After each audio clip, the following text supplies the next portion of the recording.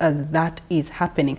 A global community is actually translating into meaningful action when it comes to the commitments that they have made towards this particular cause. A host community is receiving the support that they need given the influx of numbers and the increased nature of conflicts that are happening. For us here, Uganda, we do have conflict in the Democratic Republic of Congo, in South Sudan. And so all those coming to Uganda to seek refuge and to seek a better livelihood and to seek really a safe and peaceful place to stay.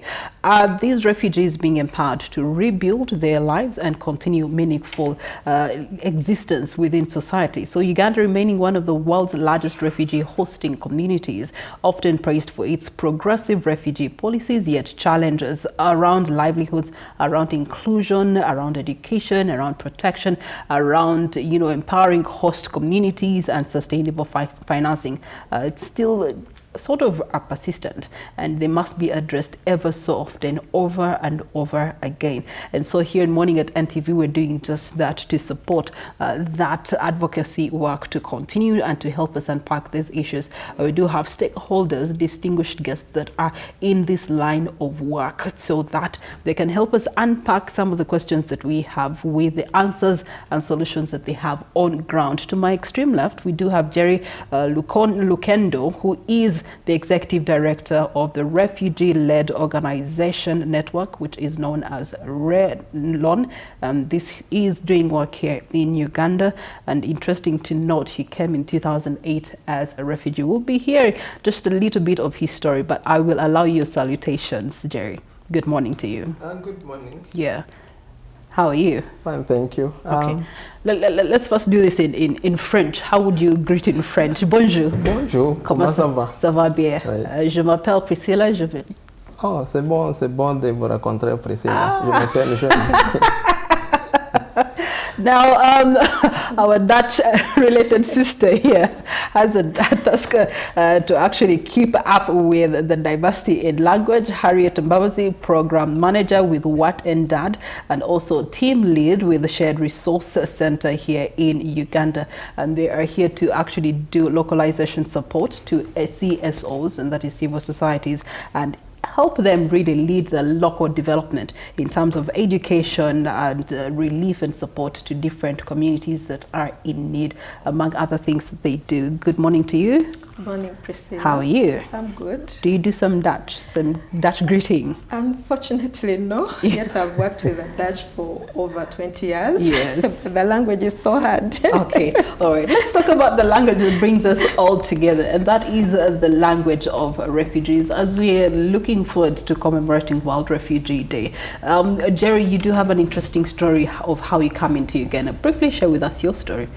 Good morning, NTV viewers. My story is quite long, but I try really to cut it short. So I came in Uganda in 2008. This is when I started working with refugees. I did my information technology bachelor degree at International School of Business and Technology. Looking at the area where I am, the career that currently I'm having with my education background, you will notice that actually, leadership, I did not choose leadership, but leadership actually chose me based on the current role that I'm actually playing. And this was really based on the needs that we are able to see in the community. People were struggling. People did not have a voice. People have a number of issues that were supposed to be attended to. So as refugees, we said, are we going to sit and watch what is happening? We had to step in to ensure that solutions are created among ourselves. So we created the Refugee-Led Organization, specifically the Refugee-Led Network that I'm currently leading as the Executive Director, that has over 205 member organizations. So these member organizations, most of them, some of them are women-led, others, of course, are men-led. And this is really regardless of nationality. I think it's important to make that very, very clear that we have members that are from the Sudanese community who are leading organizations, Burundian, and so on and so forth. So the whole idea was to ensure that people have a space that gives them a voice to engage in policy discussion. So what we do, basically, we have 4 key main pillars that guide our interventions. One is around refugee meaningful participation, and then we have strengthening the capacity of refugee-led organizations. This is where we build their capacity looking at the 1951 convention. We look at the NGO Act 2006, Uganda-based, and then the AU Convention as well. So we do these trainings after 2 years to our member organization, of course those that have not yet benefited. So the idea is to ensure that members understand that much as they are refugees, they have obligation to the country that hosts them, which is Uganda, but also they can speak confidently about their rights, the rights that this country has given them. So Uganda, the country, I think it has really given refugees an opportunity, even historically. There are so many leaders that have been created in this country. And so is really my journey, because if I look back then, 2008, when I came and who I am today, I can now confidently speak, in English. I engage with policymakers, I engage with, so many people of really high profile than what I have, and I think this is something that we cannot really take for granted. Now our member organization, recently we've been doing a capacity building training. Now this year is one of those years where we are now doing this capacity building training. So our target is 135 refugee-led organizations. These are not individuals, but refugee-led organizations. So we've already trained 90 RLOs, 45 from the Southwest, 45 from West Nile. Out of the 90 RLOs, we had 32 women-led organizations. And I have really to be clear once again that for me, speaking for women, I'm not claiming to be really the right voice to do that. But we are trying to create conditions that can actually allow them to be able to talk about their issues very, very well as women leaders. Okay. All right, thank you so much, Jerry. And now Relon is actually one of the implementing partners with What and Dad. Since the inception here in 2016, they've been able to actually bring in the localization agenda and work with organizations such as Relon. In that capacity, as he has alluded to work that they're doing here with many organizations, some led by men, others led by women. Harriet, this is why I want you to come in and speak into the localization agenda to support organizations such as, and work with organizations such as Relon to, one, strengthen capacity and enable people to participate meaningfully and actively in all spheres of life as they ought to and as their rights are. Yes, Harriet. Yeah, thank you, Priscilla. First of all, for What and Dad, I would like to briefly speak about What and Dad. It's a Dutch Christian development organization, 52 years in existence, and we work in 20 countries globally on sectors of agribusiness, water, education, as well as emergency relief and resilience. Like you mentioned, localization is one of our principles. We call it Southern leadership. We believe that development in countries like Uganda must be locally led, and that's why we are pushing for localization and working with local organizations like Relon, a refugee-led organization, as well as women's rights organization, women-led organizations, youth-led organizations. We believe that those actually understand the context very well and they have lived experiences. So if we are to actually address the real issues that communities are facing, the challenges they are facing, we must work with organizations that are at the grassroots that do understand these issues. So that's really why we are promoting Thousand Leadership.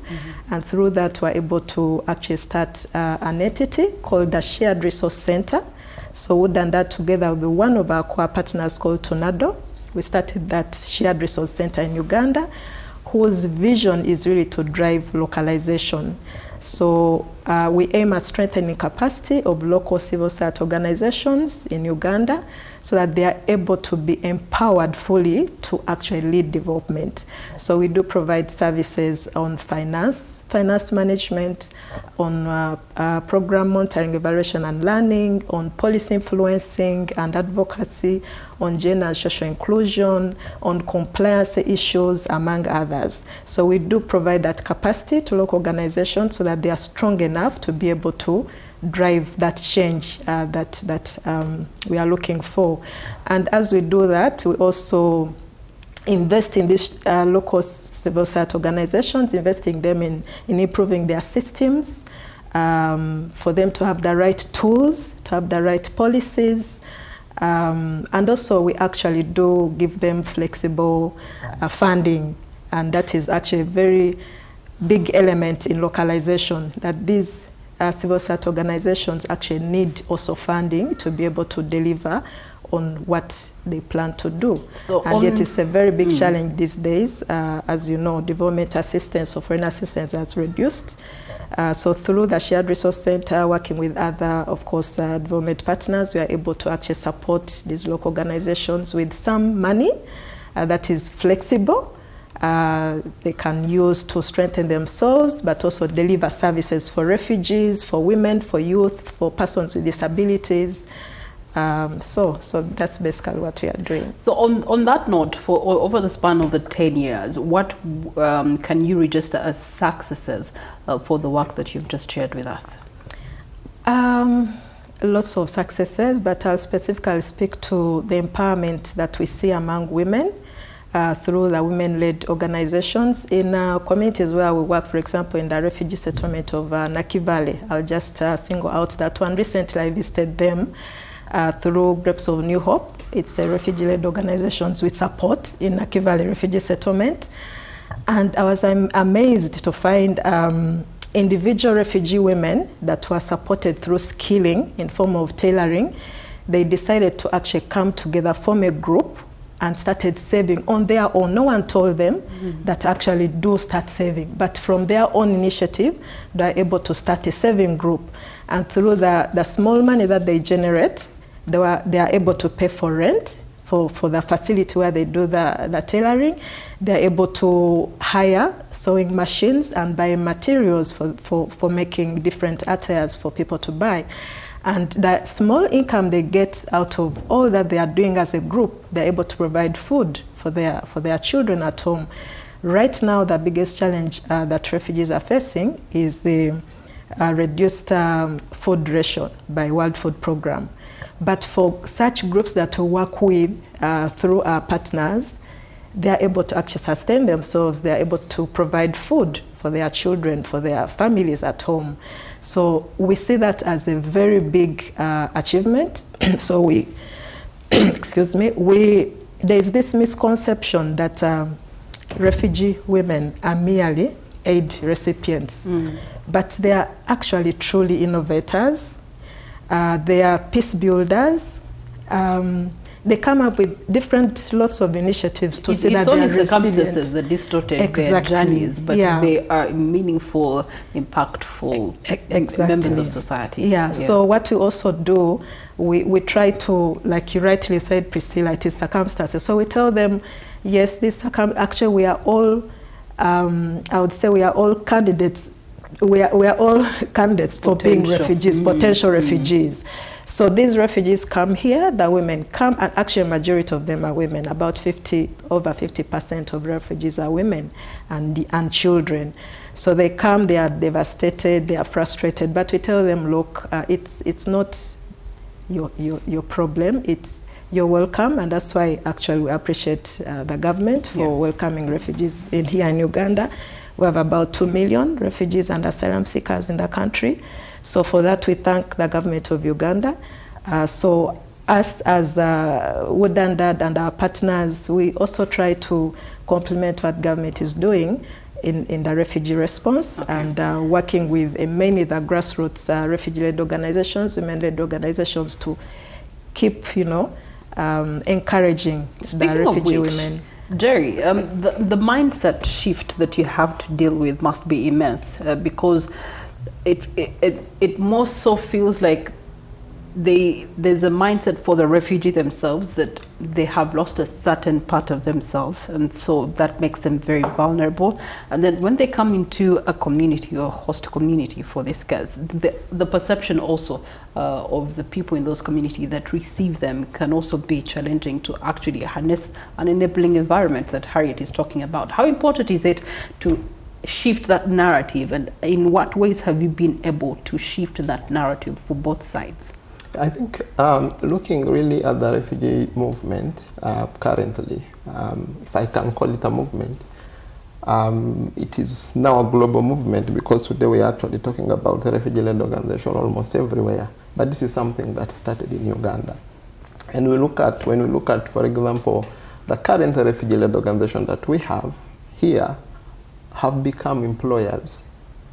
They have provided employment opportunities to both Ugandans and the refugees. Our Ugandan colleagues that we work with have become actually our ambassadors to the Ugandan community, to actually, as we try to talk about, the mindset, showing that refugees are not actually a problem, but the refugees have a problem and they need a place for protection. They need a state like Uganda, who has really given them protection, to continue providing that protection to them, so that they can continue be innovative. Because I think there are some opportunities that the refugees are opening in the country, in such a country like Uganda, that probably if they weren't there, maybe such opportunities, what are some of those opportunities? Wouldn't have been there.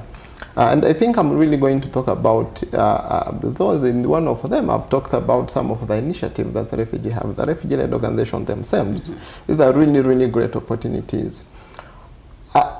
During the stake talking meeting, I remember I had a presentation in Munyonyo, and then I talked about the contribution, the economic contribution of a refugee-led organization to the Ugandan economy.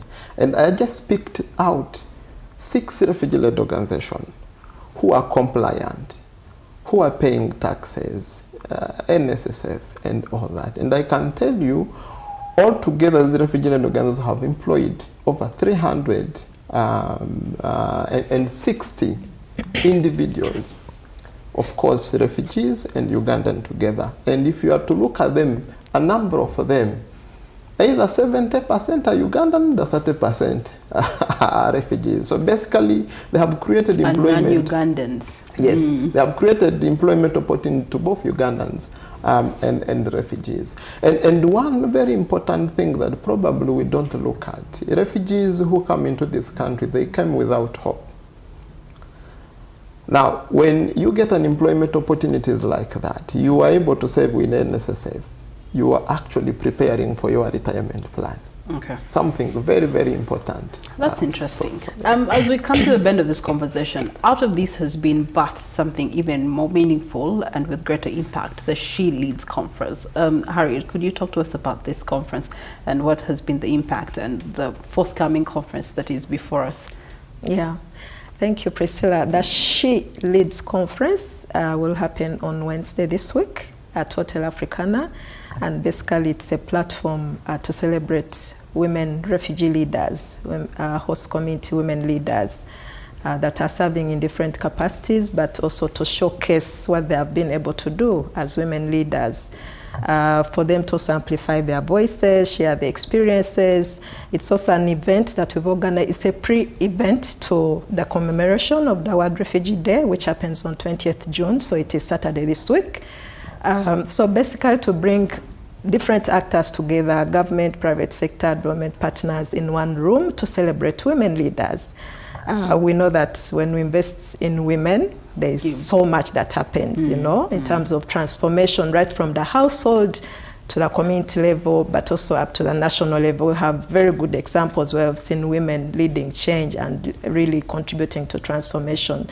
So it's basically a celebration of women, and that's why we've called it She Leads. Okay. Yeah.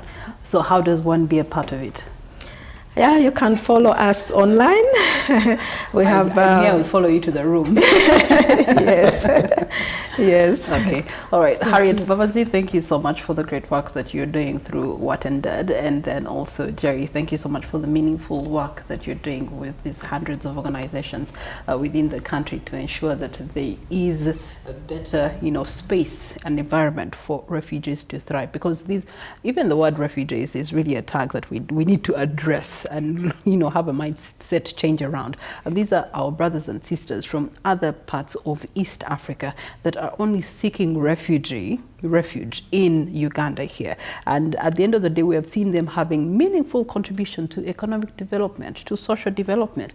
The people of Kansanga, Muyenga can testify to that, yes. And we get to enjoy these things. So these are our brothers and sisters. They're just seeking refuge and better livelihood against the circumstances in their nation. And that should be our take home as a country, that as we are praised as the #1 hosting country in the world, let that be a reality for you and for me. We take a short breather. We're joined by Stephen Bide.